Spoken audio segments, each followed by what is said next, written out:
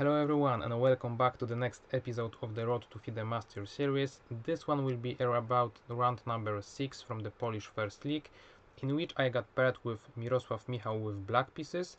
It was a very important match for our team because both ourselves and the opponents were struggling for getting enough points to avoid relegation, so it was a must-win match, and for that reason, even though I got black pieces, I was instructed to try my best, but at the same time I was the one that both had black pieces and opponent was higher rated one.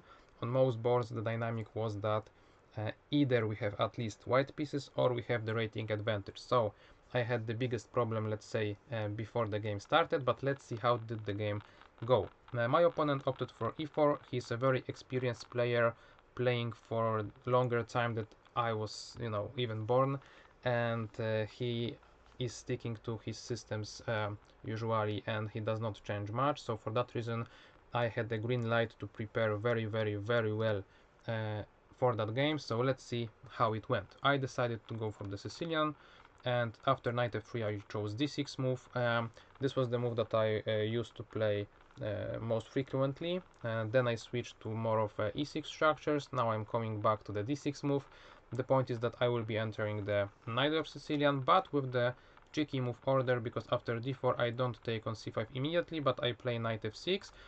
This was my reasoning for this specific game, because if I took on d4, there was some possibility that my opponent would have taken with the queen, because also he was choosing such variation, and for that reason I decided that I would rather play knight f6, because then if he transposes and he plays knight c3 takes, queen d4 is not as much powerful, and it worked. And I'm not sure whether or not my opponent was planning on taking away a queen, but in the end he took with a knight, allowing me to play a6, and as I've said, knight of Sicilian. And against knight of Sicilian, as I've said, my opponent sticks to one plan only, and it's bishop d3.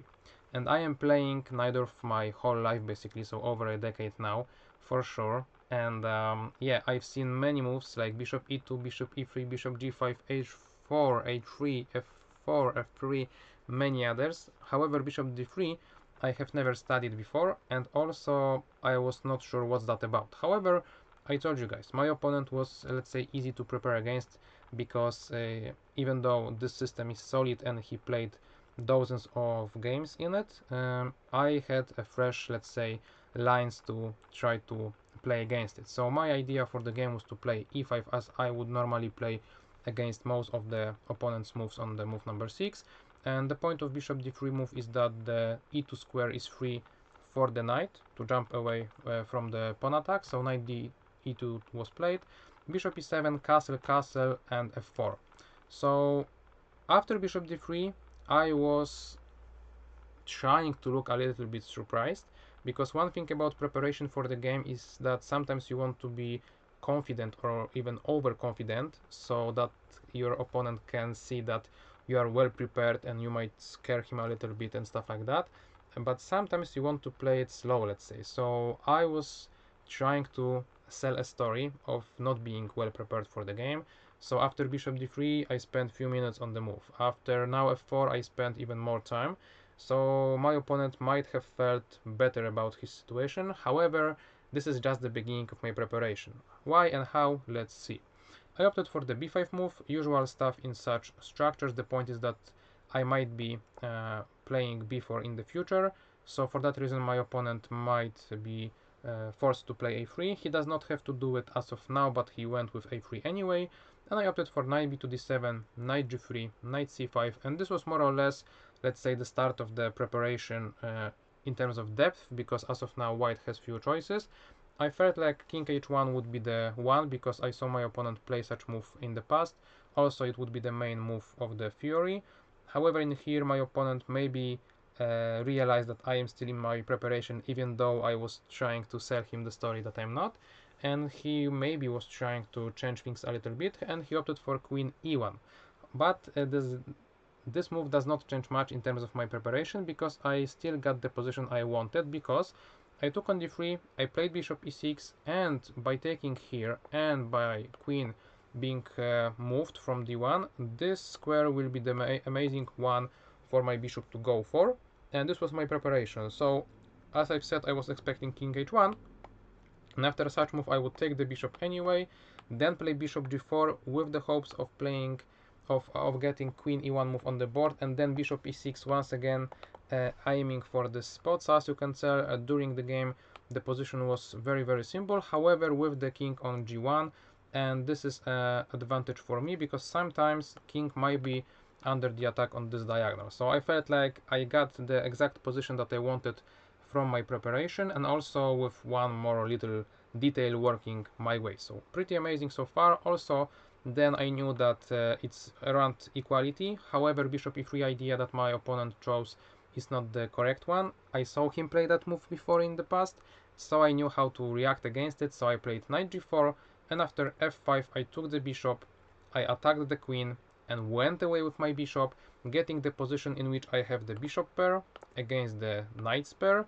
And even though position is closed as of now, I will be pushing for opening it, so perhaps I will play f6 to solidify my kingside situation, and then I will go for some d5 moves, b4 maybe in the future, so something like that. And for that reason I am better. So I even knew the evaluation on the move like number 17, as you can tell, so I knew that I am better here. I knew why I was better, so pretty amazing. And I can't remember the last time that my preparation worked so well, not only of getting the variation that I wished for, but also the variation is actually better for me as black, so you don't get that so often.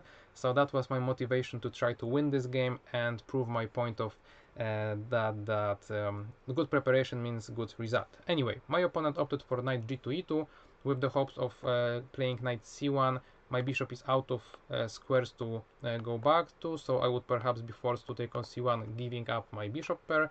I didn't allow that. I played f6, as I've said, not only solidifying my kingside because now the f5 f6 push will not be possible, but also I am creating f7 square for my bishop to go away.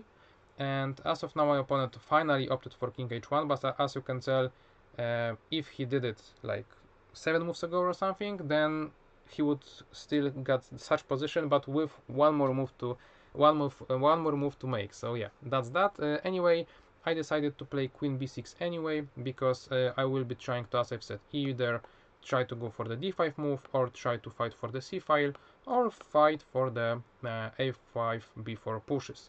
My opponent opted for queen g3. As you can tell, Ivar Bar is favoring me after this move, but I felt like this is a pretty normal move to make. I know that computer suggests a move like knight d5, with actually liking the situation of, okay, I am getting rid of my bishop pair, but there are so many weaknesses. So computer likes it. From the human perspective, to play a move like knight d5 is quite unusual and not expected, so I didn't even calculate it, to be honest. And for that reason, queen g3 seemed natural. But as you can tell, my evaluation will be growing, because as I've told you guys, I knew from the preparation that the potential in my position is a great one. After queen g3, I decided to go for the a5 and b4 pushes, and that's where and how I got a little bit surprised, because after h4, which I expected, I was debating about going either here or there. I decided to go to d2, because now my bishops are protecting so many squares that the rook cannot go anywhere, and the knights also, and so on. So that was the reasoning. But as of now, d4 was possibility, and I was calculating d4 each time for the past like 2 or 3 moves, but not here. After h4 I got, let's say, relaxed, and I just went with what I felt is the best move, and I didn't take into account the d4 move. And the point is that by that move, opponent is opening the third rank, and it means that my bishop might be hanging because it's not protected. So not only that, after e takes d4, my opponent have the possibility of taking on b5. This is additional tactic which I've missed initially, because after queen b5, knight d4, there is another fork, so my bishop will be lost anyway, and as you can tell, I even lost a pawn in the process. So for this specific reason, so knight b5 being possibility, I cannot really take on d4, and if that's the case, how should I play? One move that I considered strongly and for the most time was taking on c3, with the point that if my opponent takes with the knight, then the d4 pawn might be taken, and obviously he perhaps would have tried something different, but both b takes c4, allowing me to maybe plant the bishop there or target the pawn on c4 and so on, felt like I would be okay. Queen c3, however, I was not so sure about, because after bishop c4, I believe that I evaluated such position as not enough for a win, maybe, because we got rid of all the light pieces and I have the pawn advantage in the heavy pieces endgame. However, those are weaknesses, and also I had in mind the round number, I believe it was 3 or 4, in which I played for over 5.5 hours to win a heavy piece endgame. So for that reason I decided, okay, there are no such a high chances of winning it, so I decided, okay, maybe bishop c3 is not the most critical line then, so what should I play? And I stick to the theme of having the bishop pair and making use of it, so I just opted for the bishop c4 move, with the idea that I am keeping the bishop pair on the board and I am keeping some pressure on this pin, on this square, and so on, so on. My opponent decided to play rook d1 as expected. Now I have to drop back the bishop, and after d5, d5, the point is that position opens, but actually it might favor my opponent because it allows him to have a little bit more space for his pieces, which are knights. So this position is very counterintuitive and it's against many rules, but I felt like that's the case. However, after knight d5, queen b7, having an eye on both this square, on this pawn, so there are no checks, no jumps, and so on, I felt like my king should be safe. And even though I lost a little bit of momentum, my position still has such great potential in it that I felt like, okay, I would be better.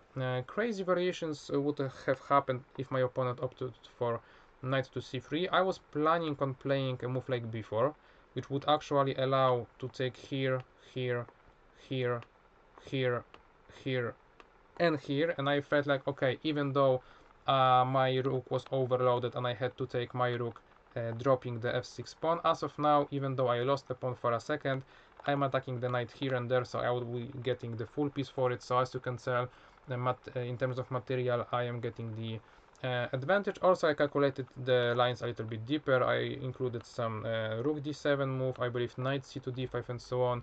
Queen e5 was the move, but overall, as you can tell, I am holding big advantage, and I calculated all of it. Somewhere in the variation I saw that the eval bar after b4 dropped. I'm not so sure why. Maybe there is something that I haven't calculated properly, but that just shows you that knight e2 c3 would be the critical line, and perhaps white should have gone for it, because in the game my opponent opted for knight g1 move. And I didn't really get the idea of it, because where is the knight going? The point of opening up the position and getting this outpost for the knight was perhaps to try to, defend it and have this knight like forever or something. Knight g1 aims for, I don't know, f3 or h3 squares, but then what? So the only variation I saw maneuver for the knight was knight h3, knight f2, knight g4, but those are many moves, and I was not sure if it's that, good for the opponent, and it's his problem. I was happy seeing knight g1, and I just decided to continue with my plan, which was, well, what? The point is that my bishops are great, I cannot move them anywhere better. I am kind of, let's say, unsure about rook moves and activization, because if I move this rook, knight f6 is possibility. If I move this rook, knight f6 is once again possibility, because rook is once again overloaded. If I go to c8, then I have to be really precise, because the fork is there, so the queen is holding it, but maybe there are some tricks. So it was hard to really find few good moves to make my position better. Maybe king h8 would be a good one, just getting rid of all those pins, but I felt like it might be a little bit too slow.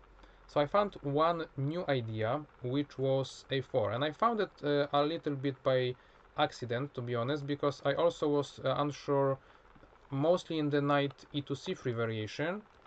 If, let's say, I played something like king h8 once again, I was not sure if now b4 would be a good move for the opponent, because he is closing everything on every sector of the board, and those knights are holding the CND files amazingly, and I was not sure if I would be able to break through those knights, because they are protected, they are protecting something too, and so on, so on. So yeah, for that reason, I, after knight e2 c3, would have played b4, or maybe actually a4 that I've mentioned. So after knight g1, b4 did not make much sense, so that's why I decided to look at the e4 move, and I decided that it is a very good try, because not only I'm stopping b4 forever, because I would take en passant, but also I have some tricky maneuvers with the bishop, like bishop b3, bishop c2, because the point is that as of now the rook has no squares to go to. So if I try to play like this, the rook will be gone from the d file, so I would either get the knight on d5 or pawn on e4 and so on. So this was a good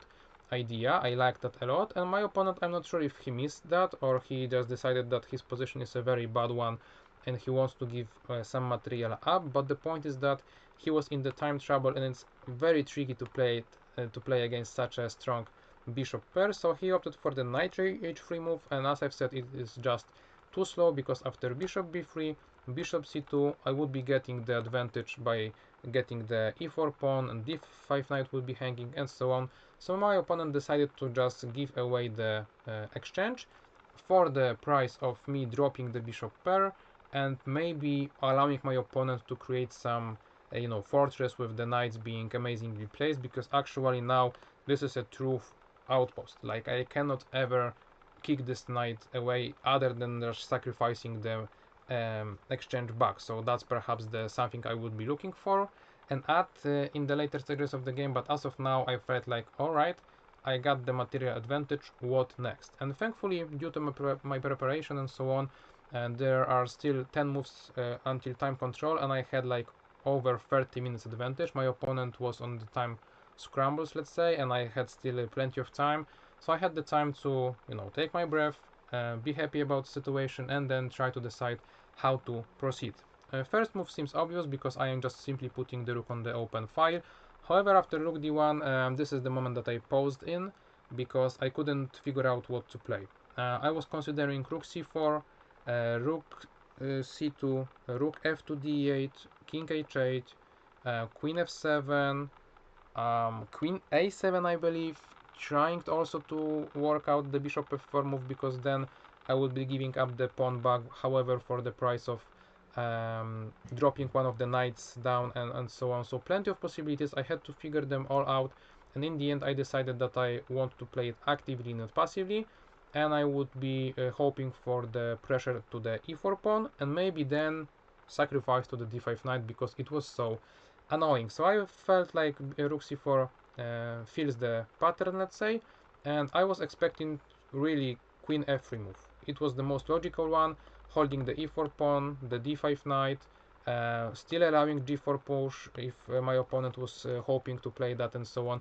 Queen f2 seemed unnatural, so even though I didn't even take it into account when I was calculating the variations, I felt like its only idea is to plant the knight to c5 and maybe then to e6, but I just saw that it's not the that invisible, let's say, and I felt like, okay, so let be it. I don't really care that much about it. I just played rook d4 as I've planned, because the point is that after knight c5, queen a7, there are some problems with the f2 queen at the end of the variation, because of actually being not protected. So that's that, and I felt like queen f2 was just a big mistake. One variation I would like to show you guys is that after queen f3, rook d8, there were some crazy variations, because my opponent could have tried knight takes e5, with the point that if I take the knight, he sacrificed the other one, and the point is that if I now take a knight on f6, my opponent can try to take there, and after queen g4, wait, no, queen g4 first, and I felt like I might be even losing this. I'm not sure how can I defend against all the problems, because after bishop g7, as you can tell, there is mate in 3, here, here, and here, and just like that I am losing a game with being one piece up. So that's what I've calculated. I don't see the defense really here immediately. Maybe now here. Okay, now I will be defending the rook, so does that not work? and after rook d8 I have one more move to do something, but I still didn't know how to play against this threat. So computer knows it. Maybe here. Okay, I am holding, but as you can tell, those are not easy defenses, and I was the one holding the initiative, so why would I give it back? So I spent quite some time on calculating this. So as you can tell, if I included moves like this and this, it means that I was sharp enough and ready to win the game. However, I had to be precise. So for those reasons, after queen f3, I would have played rook d4 anyway, perhaps. But that's the other story, let's say. In the game, queen f2 happened, so as I told you, rook d4 was played, and queen e2 was just, I believe, the agreement that, okay, queen f2 was not a good move. So I proceeded with queen a7, getting the c5 square away from the knight, so I was happy with that.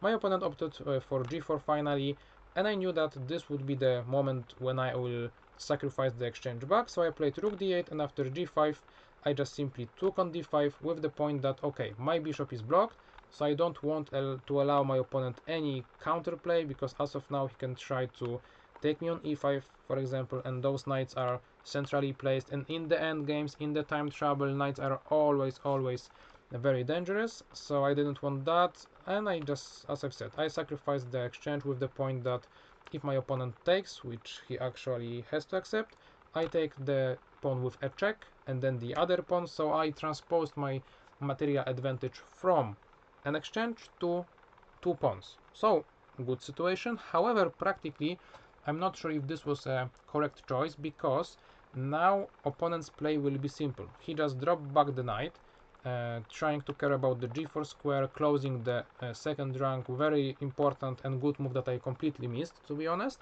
And the problem is that I have to be precise now, because I have to push for a win with the weak king there and so on.